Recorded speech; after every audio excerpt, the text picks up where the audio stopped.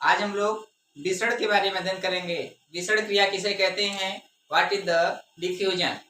तो आपको बता दें, अभी पिछले टॉपिक के हम लोग पराशर पढ़े थे। पराशर किसे कहते हैं, तो उसमें हम लोग यही पढ़े थे कि विलायक के अणुओं का कम सांद्रता के विलयन से अधिक सांद्रता के विलयन की ओर अर्धपारगम्य झिल्ली में से होकर प्रवाहित होने की क्रिया को हम लोग पराशर कहते थे। आज हम लोग उसका अपोजिट या विपरीत पढ़ेंगे, विसरण किसे कहते हैं।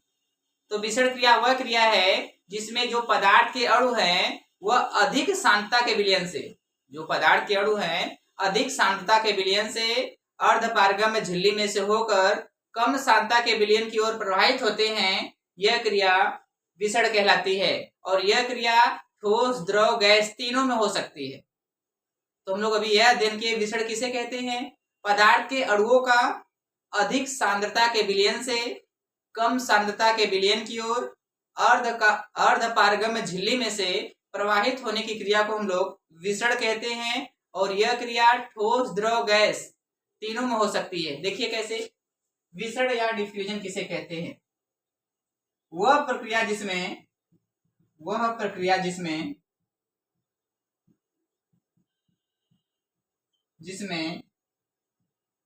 पदार्थ के अणु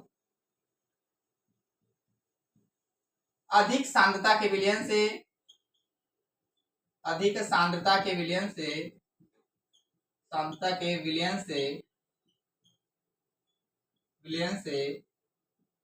कम सांद्रता के विलयन की ओर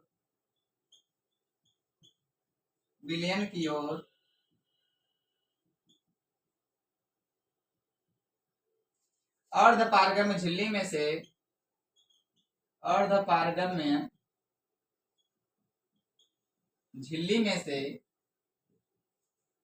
प्रवाहित होते हैं।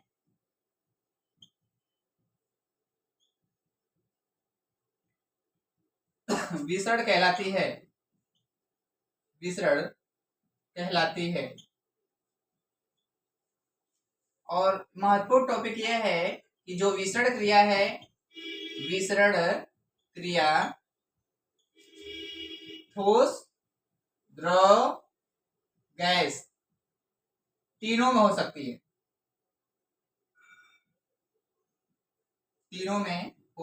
है। फॉर एग्जाम्पल देख लीजिए, मान लीजिए एक बर्तन हमने लिया है, इसमें बीच में हमने आपका अर्धपारगम्य झिल्ली लगा लिया है। ये आपका अर्धपारगम्य झिल्ली है।